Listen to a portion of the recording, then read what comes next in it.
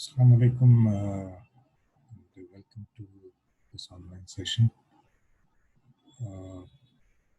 Before we move on, because quite a few students are still coming up, so if you have any questions, please don't hesitate to raise your questions in the chat box so that I can answer your questions if you have any. And yeah, just about to begin the session.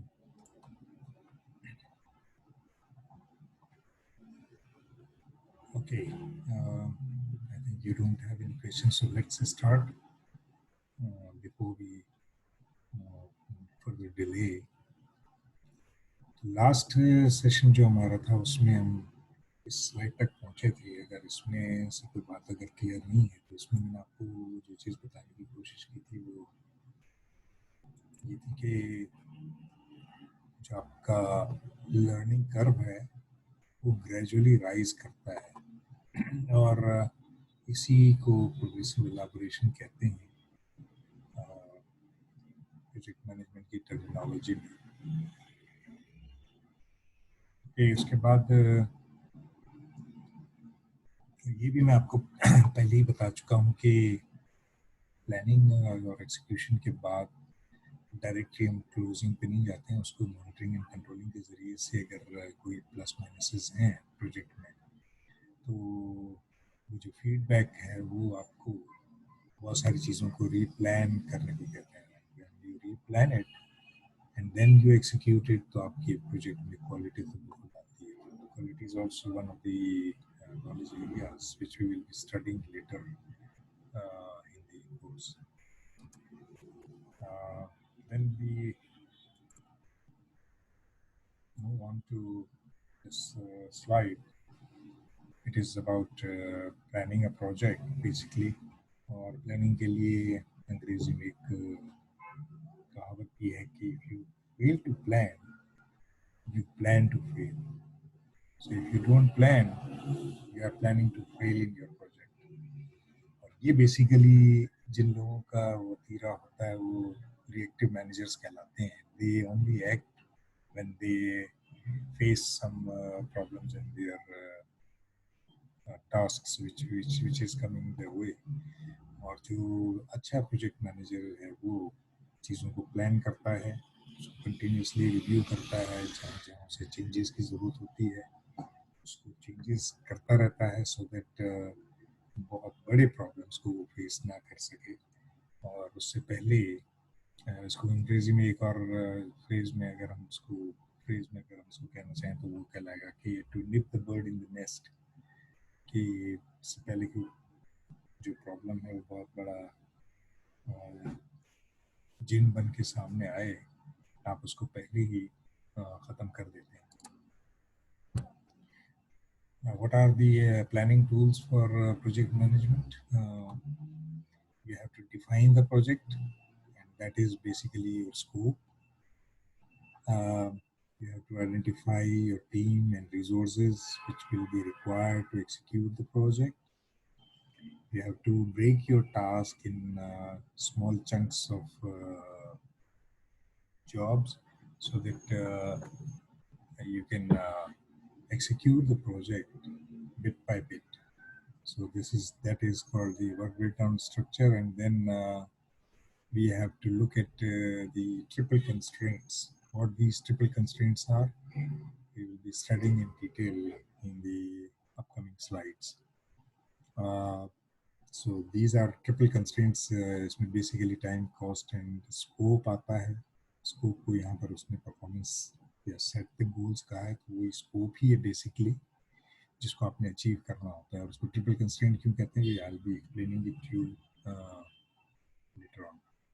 So now before we further move on, we have to look at the basic organizational structure for effective execution of a project. इसमें तीन तरह के structures exist करते हैं in almost all the organizations. सबसे पहली है आपकी फंक्शनल ऑर्गेनाइजेशनल स्ट्रक्चर, इसको ऑर्गेनोग्राम भी बोलते हैं, इसको मैनेजमेंट हायरार्की भी बोलते हैं। So all these names are similar which are normally used in organizations. So the very first one is the functional organization. तो इसको functional इसलिए कहते हैं कि it deals with the functions, like engineering is a function, manufacturing is a function, IT is a function, and HR is a function.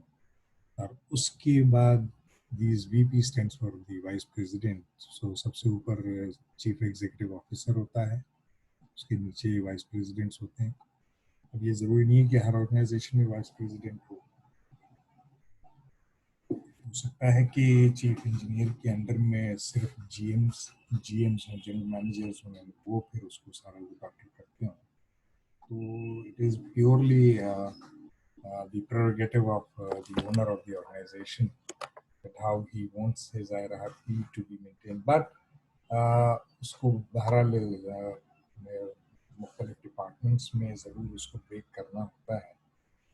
और वो जो breakup होता है, that is based purely on the nature of the function which the particular general manager और vice president is going to look after.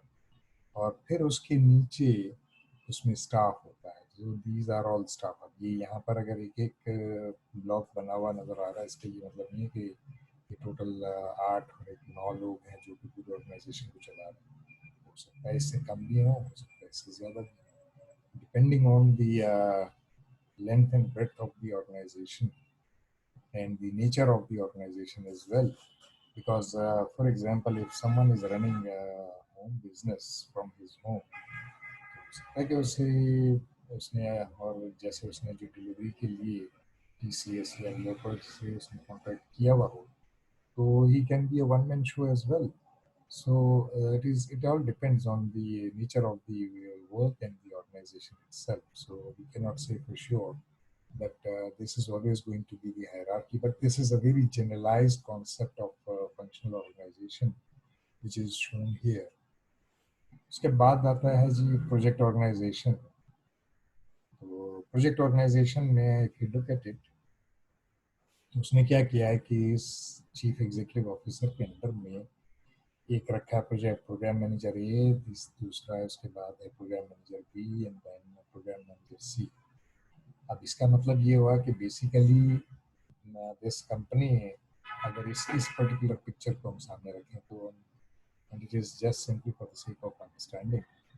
Again, it is not limited to 3 or 1 or 2, but it can be more than 3 or even it can be 1 only. कि एक chief executive officer और उसी के under में एक पूरा programme चल रहा हो और वही उसको उस प्रोग्राम के अंडर में फिर बहुत सारे प्रोजेक्ट्स अगर हों तो that is also possibility. So this is. अब यहाँ पर यूँ समझ लें कि यहाँ पर जो 3 आपको प्रोग्राम मैनेजर ए बी और सी दिखा रहे हैं, इसका मतलब ये कि these are 3 programme managers working on 3 different projects जो कि आपस में तो लिंक नहीं है, लेकिन उस प्रोग्राम के अंदर में बहुत सारे छोटे छोटे प्रोजेक्ट्स होंगे which will be all interlinked with each other. They will be linked together. और उसको एग्जीक्यूशन के लिए फिर उसके नीचे आपको स्टाफ की एक लाइन जो नज़र आ रही है या स्टाफ वाला जो ब्लॉक है उसमें फिर उसकी पूरी प्रोजेक्ट मैनेजर्स और उसकी जो टीम होगी, they all will be working under programme manager A. Project B के ऊपर काम हो रहा होगा और प्रोग्राम मैनेजर सी जो है वो प्रोग्राम सी के ऊपर काम कर रहा होगा. तो this is the nature of a projectised organisation. और अगर हम पाकिस्तान के कॉन्टेक्स्ट में इसको प्रैक्टिकल एनवायरनमेंट में चेक करने की कोशिश करें तो जैसे नेस्पार्क है या डेस्कॉन है, ये दो जो कंपनीज हैं, इवन सीमेंस जो है, दे आर ऑल प्रोजेक्टाइज्ड ऑर्गेनाइजेशंस. वो एक ही वक्त में बहुत सारे छोटे छोटे प्रोजेक्ट्स ले लेती हैं और उसमें फिर वो प्रोजेक्ट मैनेजर को हैंड ओवर कर देती हैं. जो ऑर्गेनाइजेशन इटसेल्फ है या उसको जो पूरा मैनेज कर रहा होता है वो उसको एक बर्ड व्यू उसका सामने रखता है और वो इस तरह से उसको प्रोजेक्ट्स को जो है मैनेज कर देते हैं. तो डेस्कॉन नेस्पार्क जो है ये बड़े बड़े प्रोजेक्ट्स लेती हैं, उसमें बहुत सारे छोटे छोटे प्रोजेक्ट्स होते हैं, फिर वो अपने अंडर में फिर छोटे मतलब प्रोजेक्ट मैनेजर्स और प्रोजेक्ट कोऑर्डिनेटर्स और इन सबको रख के काम कर रहे होते हैं. So this is the concept of a projectized organization. Functional organization normally जो प्रोसेस इंडस्ट्रीज होती हैं उसमें फंक्शनल सेटअप ही काम करता है. प्योर प्रोजेक्ट्स रिलेटेड ऑर्गेनाइजेशंस जो होती हैं उसमें प्रोजेक्टाइज्ड ऑर्गेनोग्राम यूज होता है. और फिर उसके बाद तीसरे नंबर पर आता है matrix organisation. Matrix organisation is a hybrid of functional and project organisation. इन दोनों को जब मर्ज करते हैं तो आपके पास जो ऑर्गेनाइजेशनल सेटअप आता है that is called matrix organisation. अब इसमें ये इसकी जो डायग्राम है ये इसको ज़रा सा आपको समझने की ज़रूरत है because it is not very simple to understand in the first go, but I will make it as easy as possible for you to understand. अब आप इसमें ये देखें कि चीफ एग्जीक्यूटिव ऑफिसर है. अगर इसमें से ये वाला पार्ट इसमें से निकाल दें, रिमूव दिस पार्ट, ठीक है, तो ये पूरा जो है वो आपको नजर आएगा ये फंक्शनल ऑर्गेनाइजेशन है. और अगर इस फंक्शनल ऑर्गेनाइजेशन में जो कि यहाँ से यहाँ तक है, इसमें अगर हम ये वाला पार्ट जो कि यहाँ से हम ले रहे हैं इसको अगर हम इसमें ऐड कर दें तो it becomes a matrix. So it is a hybrid of functional and project management, projectized organization. So functional organization and projectized organization, when they combine together, they form a matrix organization. So normally project execution में this is the most commonly used organogram in execution of small projects in an organization. तो इसकी मिसाल आपको यूँ दें कि जैसे अगर if you are working in an organization somewhere और आपकी जो बॉस है वो कोई सपोज करें कि एक नया फैब्रिक लेकर आती है, लेकर आते हैं और वो कहते हैं कि जी अब ये इसको इसकी ज़रा मतलब ये मैंने कहीं बाहर गया था तो मैंने ये चेक किया था और मुझे पसंद आया and I want you to look into this area. So वो अगर आपको ये काम असाइन करता है तो you as an individual would not be able to handle the entire task. So what you will be doing is you will be working as a project manager, but you will need quite a few people from various other departments. अच्छा, अब जब ये various other departments की जब हम बात कर रहे हैं तो अगर आप यहाँ पर देखें तो यहाँ पर हाफ HR दिखा रहा है, यहाँ पर 3.5 IT दिखा रहा है, इसी तरह से यहाँ 1/10 HR दिखा रहा है. तो इसका क्या मतलब हुआ कि जो बंदे आपने वहाँ से लिए, जैसे यहाँ से अगर 10 लिखा हुआ है तो 10 जो है वो 10 बंदे तो समझ में आते हैं कि जी आपने 10 बंदे ले लिए यहाँ से, या यहाँ से जो है वो आपने 1 HR से एक बंदा ले लिया, तो यहाँ पर 4 IT के बंदे ले लिए, बट ये 3.5 हाफ और 1/10 जो है वो डज इट मीन. ये इसका ये मतलब नहीं है कि आपने एक बंदा लिया उसको आधा आधा काट के और उसको दे दिया, ऐसा नहीं है. यहाँ पर ये हाफ जो चीज़ दिखा रहा है वो बेसिकली टाइम है.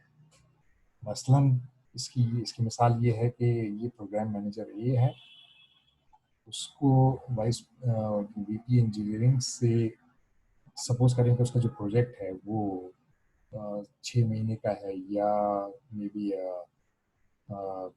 मैक्स अगर हम इसमें से अगर देखें तो सपोज करते हैं जी 4 महीने का प्रोजेक्ट है सपोज. तो वो क्या करेगा कि एक बंदा इंजीनियरिंग से लेगा जो 2 महीने तक इसके साथ इंगेज रहेगा, या ये भी हो सकता है कि वो 2 बंदे ले और उसको ये डिपेंड करता है. अब ये कभी ये एज एन इंडिविजुअल भी कंसिडर हो सकता है और कभी ये टाइम की बेसिस पे कि इंडिविजुअल कितने टाइम पीरियड के लिए उस प्रोजेक्ट में from within the organisation हम उसको ले रहे हैं. सो it all depends. I mean, this is not a hard and fast rule कि इसको एग्जैक्टली इसी तरह होना चाहिए. अब ये जो कॉन्सेप्ट है बेसिकली ये है कि एक ऑर्गेनाइजेशन है जो कि फंक्शनल ऑर्गेनाइजेशन है, but within the organisation अगर आपने कोई छोटा एक कोई प्रोजेक्ट शुरू करना है तो उसमें फिर आप क्या करते हैं कि instead of hiring all together a new team from outside to execute that project, which is going to be a time bounded activity, आप विद इन दी ऑर्गेनाइजेशन जो रिसोर्सेज अवेलेबल होते हैं, ह्यूमन रिसोर्स, उसको आप एक particular time period के लिए अपने प्रोजेक्ट में इंगेज कर लेते हैं. Once the project is completed तो जो स्टाफ होता है वो goes back to the home department, यानी जिस डिपार्टमेंट से उसको आपने लिया होता है for the execution of project, वो उसको वापस चला जाता है. लेकिन अब इस पूरे सिनेरियो में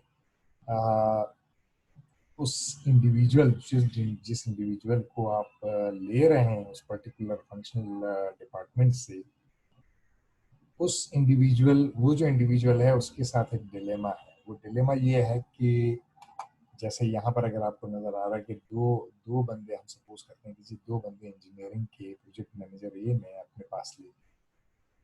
अब ये जो दो बंदे हैं वो यहाँ से देखें तो ये इस स्टाफ में भी आ रहे हैं और ये यहाँ से इस प्रोजेक्ट मैनेजर के अंडर में भी लिंक हो रहे हैं. तो अब ये यहाँ ये जो दो बंदे हैं या एक बंदा जिसको 2 महीने के लिए आपने लिया है सपोज, वो इसको रिपोर्ट करे या इसको रिपोर्ट करे, ये इसका डिलेमा है.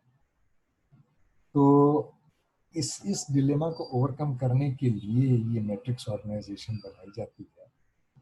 इसमें एक्चुअली होता ये है कि अगर ये वाइस प्रेसिडेंट इंजीनियरिंग जो है वो इस बंदे से कहता है कि आप उस प्रोजेक्ट को छोड़ो, मेरे डिपार्टमेंट का काम सफर हो रहा है तुम्हारे वहां जाने से, तो ये इसको बताएगा कि जी मैं आपके साथ काम नहीं कर सकता क्योंकि मेरी जो पेरेंट ऑर्गेनाइजेशन है वो मुझे कॉल कर रही है अपने डेली का जो रूटीन का जो काम जो मैं कर रहा था उसकी. तो अब ये प्रोजेक्ट मैनेजर क्या करेगा कि ये अपने प्रोग्राम मैनेजर को जाके इसकी शिकायत करेगा और ये चूंकि एक ही लेवल पे हैं ये दोनों, तो ये जाके सीईओ को बताएगा. अब अगर सीईओ ने उस प्रोजेक्ट की ओनरशिप ली है तो वो वाइस प्रेसिडेंट इंजीनियरिंग से कहेगा कि आप इस बंदे को फ्री करो, he will work for the project because it is going to be time bounded activity. आप अपना जो रूटीन का काम है वो किसी और बंदे से करवा. So this is the benefit which you are going to get in a matrix setup. अब यहाँ पर फिर कुछ 2-3 इश्यूज भी आते हैं. This is not as simple जैसा कि यहाँ पर मैंने अभी आपको एक्सप्लेन किया. तो अगर इतना सिंपल होता तो इसको इस तरह से बनाने की जरूरत नहीं. इसमें इशू ये आता है कि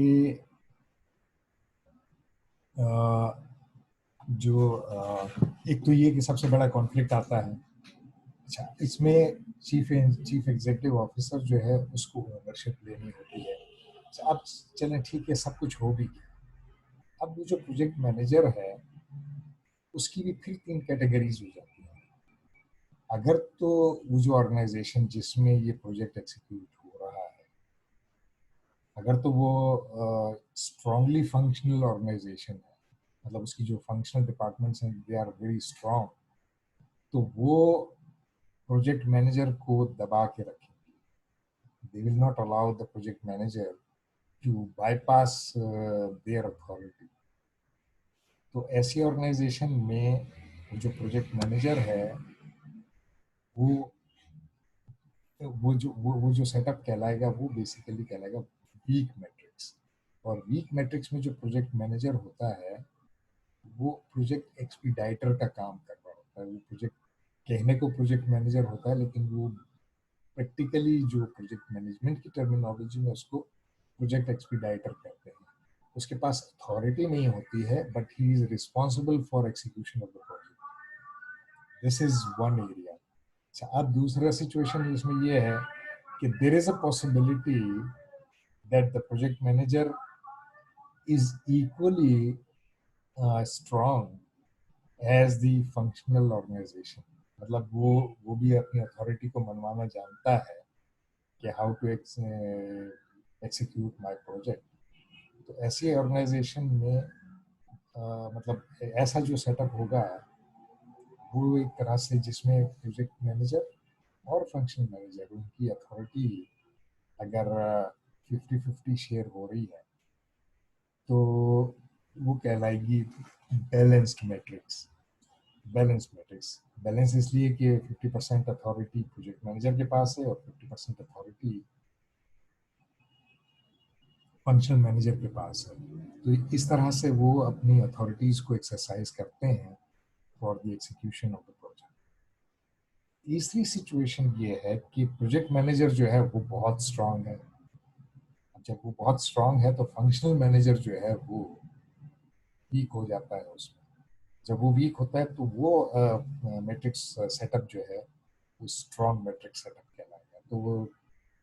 तो यहाँ से हमें जो बात पता चली वो ये है कि स्ट्रांग मैट्रिक्स में जो प्रोजेक्ट मैनेजर होता है या जो प्रोग्राम मैनेजर होता है they have complete authority decision making for execution of the project. जो बैलेंस्ड मैट्रिक्स होता है जिसमें 50-50 होती है, दोनों के पास अथॉरिटी, प्रोजेक्ट मैनेजर के पास भी और फंक्शनल मैनेजर के पास भी अगर 50-50 अथॉरिटी है तो वहाँ पर वो जो प्रोजेक्ट मैनेजर है वो प्रोजेक्ट कोऑर्डिनेटर कहलाता है। It is a balance matrix and the project manager is normally called a project coordinator. और जो थर्ड स्टेज है जहाँ पर functional manager is more authoritative than the project manager, तो वहाँ पर प्रोजेक्ट मैनेजर जो है वो प्रोजेक्ट एक्सपीडाइटर कहलाता है। Without having authority he is responsible for the execution of the project. So I think I have made a very clear distinction between functional management, project management, and matrix management. Still, you have any questions, please don't hesitate to ask me the question, and I'll be more than just happy to answer your questions. Then we have this again, this same picture shown in a different way. इसमें अब आप ये देखें कि human resources को इन्होंने बिल्कुल अलग से सेपरेटली शो किया है। इसका मतलब ये कि नॉर्मली ह्यूमन रिसोर्सेज के जो स्टाफ होता है वो प्रोजेक्ट्स में उसका अमल दखल ऐसा उस तरह से नहीं होता when project is being executed from within the organization. So this is another way of looking at the same hierarchy which we have seen in the previous slide. So this is a matrix setup which I'm talking about in this diagram. ये बात मैंने पहले आपको बता चुका हूँ, but again I'm now explaining it in more detail. जो सबसे छोटा वाला जो सर्कल आपको नजर आ रहा है ये प्रोजेक्ट मैनेजमेंट का नजर आ रहा है। On top of it you see program management and on top of it you see portfolio management. तो जो प्रोजेक्ट मैनेजमेंट है उसमें जो डिलीवरेबल्स हैं they are supposed to be more qualitative in nature. I mean उसमें quality जो है that is supposed to be the main focus.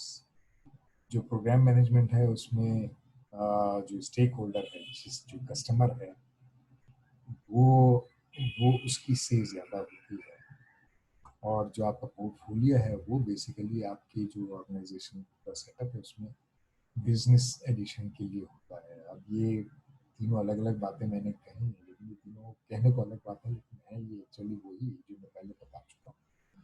Project management में आप सिर्फ एक प्रोजेक्ट या एक प्रोडक्ट या एक सर्विस के ऊपर काम कर रहे हैं। जब आप एक ही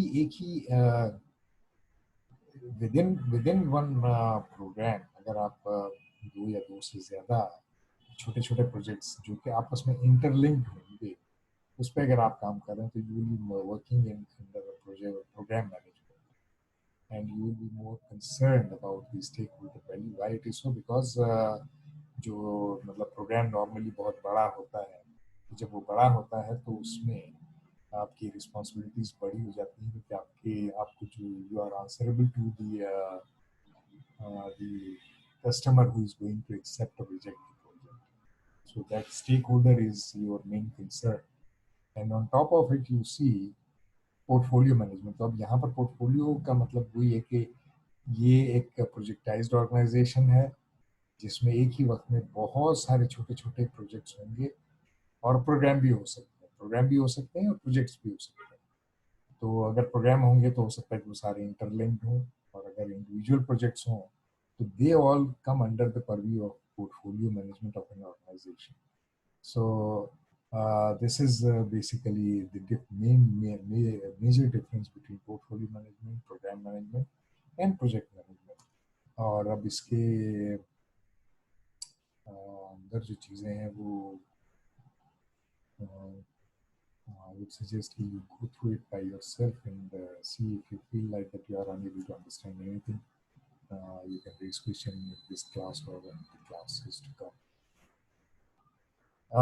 What are the project boundaries? We have certain project boundaries which we have to look at. अगर इस डायग्राम में आप इस एरिया को अगर आप देखेंगे तो ये बेसिकली आपका वही प्रोजेक्ट प्रोसेस ग्रुप है जो हमने पहले डिस्कस कर लिया है.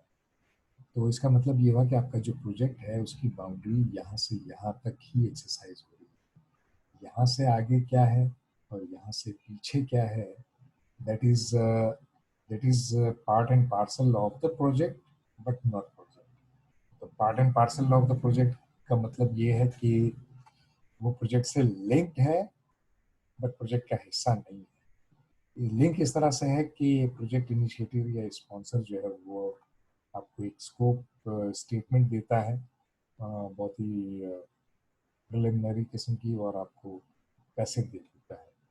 तो वो जो स्कोप स्टेटमेंट है वो बेसिकली आपकी प्रोजेक्ट की इनपुट बनती है.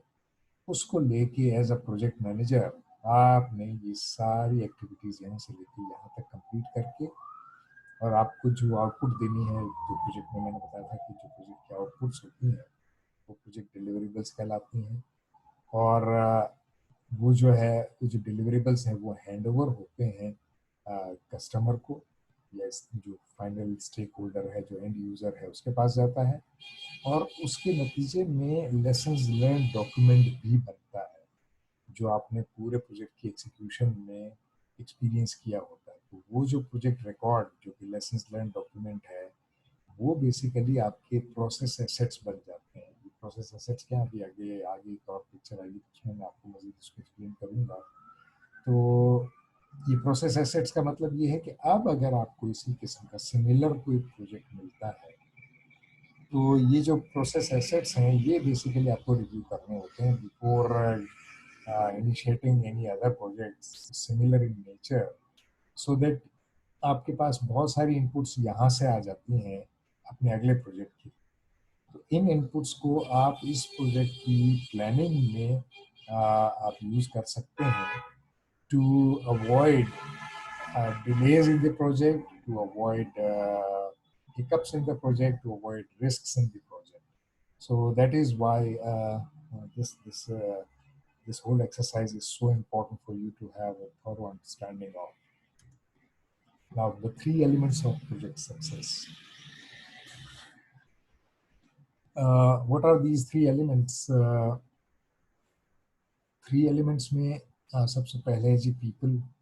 तो people जो जो आपकी प्रोजेक्ट टीम है, अगर वो स्ट्रांग नहीं है तो your project is going to be a failure, and you as a project manager will be held responsible for the failure of the project. So you have to have a very strong team. अगर वो team अगर उसकी skills नहीं है तो उसको आपने train करना है, so that you have a skilled and trained management team who is going to work on your project.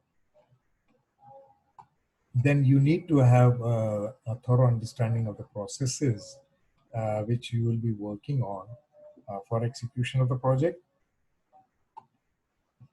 Process defined method involving steps or operations, that is a process. And within the project, as I have told you earlier on, that there are small tasks which are repetitive, they are called processes, and which are not repetitive, they are basically small tasks which you have to consider them all as a small project. Then we have this third thing, which is technology. So technology, application, domains, tools, information environments. So you need to have reasonable technology at hand, अगर जैसे आज के दौर में अगर if you are working on a project with few of your team stationed somewhere outside Karachi or outside Pakistan, तो अब आपने उसको इंटरेक्ट कैसे करना है उसके साथ, तो उसके लिए you need to have the updated technology available at your fingertips so as to manage and organize a project. So this technology plays a very significant role in modern day project execution. So this is these are the three elements which are very much required for project. इसके बाद need for a project, अब मैं इसमें ये बताने की actually कोशिश कर रहा हूँ कि why do we need to have the project. I'm going to take up your questions before the next session, which we will be starting in a while, because we are left with 8 more minutes to go before this session is over. 40-minute session is going to be over in 8 minutes time. So need for a project. Why do we need to have a project? That is also equally important for you to have a thorough understanding of, and there are reasons for it. And what are those reasons? I'll explain you in a while.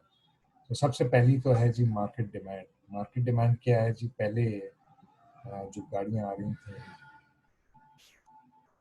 देवर उनका जो fuel consumption था वो बहुत ज़्यादा था और speed बहुत लो होती थी.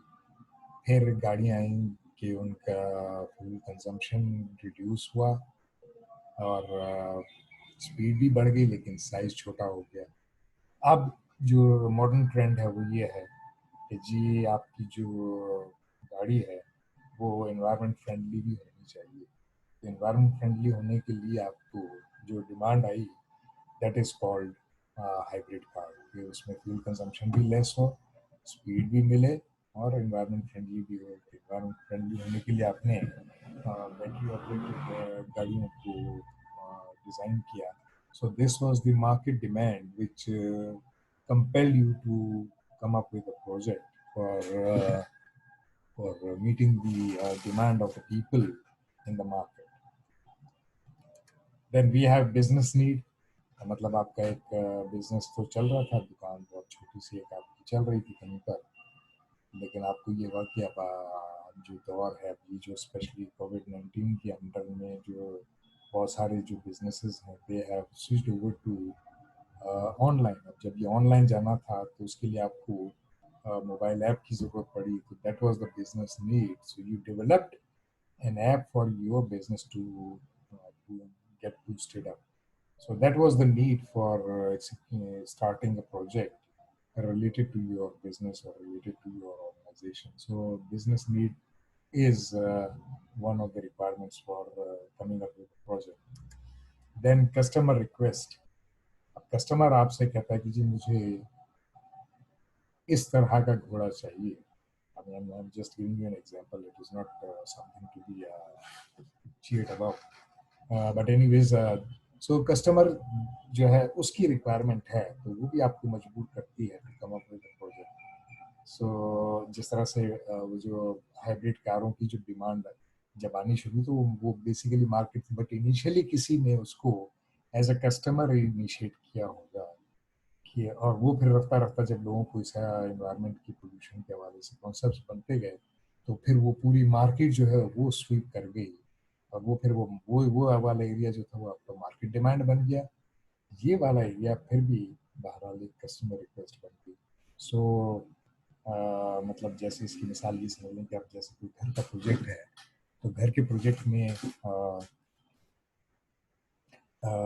आपको वॉशरूम कहाँ चाहिए, आपका किचन कहाँ होना चाहिए, ये सारी रिक्वायरमेंट्स जो होंगी वो कस्टमर की होंगी और वो ही आपको बताएगा कि मुझे किस तरह का घर चाहिए. तो अब आप एज अ प्रोजेक्ट मैनेजर अपनी विल को वहाँ पर इम्पोज नहीं करेंगे. You are only suppose to suggest your customer that this is going to be like this, but if he wants to make changes in your project, So you are bound to do that because that is not going to be acceptable for the customer. Ultimately, it is your customer who is going to pay you the cost of the project. So you are dependent on your customer at the end of the day. Then legal requirements, तो legal requirements ये हो सकती हैं कि जैसे जैसे जैसे अब ये आपका जो जिस तरह से अगर आपकी कॉन्टेक्स्ट में बात करें तो ISO 9000 जो है वो जो जितने भी इम्पोर्टर्स थे टेक्सटाइल के, उन्होंने ये थर्ड वर्ल्ड कंट्रीज में जहाँ पर लेबर चीप थी उनको बाउंड किया कि जी आप ये हमारी लीगल रिक्वायरमेंट्स हैं। उन्होंने कहा कि जी ISO 9000 सर्टिफाइड है तो we will buy merchandise from you, otherwise we are not going to accept your product. So in a way, you were bounded by implementing those legal requirements as imposed by the buyer. So ultimately, it was the buyer who had an upper hand on your product because you are in the market to sell your product, and for that you have to respect the customer, which is coming up with the various requirements. And और ये जो legal requirements थी वो basically उनकी government ने उनके ऊपर impose की थी कि आप सिर्फ उन्हीं मुल्कों से अपने मर्चेंडाइज को इम्पोर्ट करेंगे जो हमारे इन्वायरमेंट में आने के बाद हमारे इन्वायरमेंट को पोल्यूट ना करे, हमारे इन्वायरमेंट को जो है वो मतलब जो बिजनेस इन्वायरमेंट है उसको किसी भी हवाले से, पोल्यूशन जो करप्शन से भी हो सकता है, किसी भी हवाले से हो सकता है, इन्वायरमेंटल पोल्यूशन भी हो सकता है। तो उन प्रैक्टिसेस को आपने अडॉप्ट करना है as a project manager as and when people from various countries come up to you for executing your business or executing your project. Then then this is the last part, which is the social need. तो जो normally जो government के जो projects होते हैं, they are basically required to be carried out by the government to meet the social needs of the people. जैसे पानी, अगर पानी की पाइपलाइन बिछा रहे हैं, that is a project. So you are not doing because you have love for people, because you have been forced by the social pressure that you have to provide water, drinking water to the public whom you are ruling. इसी तरह से road infrastructure जो है, if you are making it, तो आप किसी पर एहसान नहीं कर रहे हैं as a government, because you are being given this authority to govern for making these kind of projects for the benefit of the general people. So this is how uh, these projects are initiated. So these are various requirements for initiating a project. I'll be explaining you this diagram in the next session. Let me check if you have any questions in between. If you have any questions, still we have 1.5 minute ahead. So just write it down in your this group chat, and if not, then okay, no issues. We don't have any questions, so I'm just skipping it. And now we are left with even less than 1 minute. So it can be, it will be closed in a minute. So instead of it being closed, I'm closing it myself so that I can come back again in just 2 to 3 minutes. Okay, Shiv, thank you very much for your time.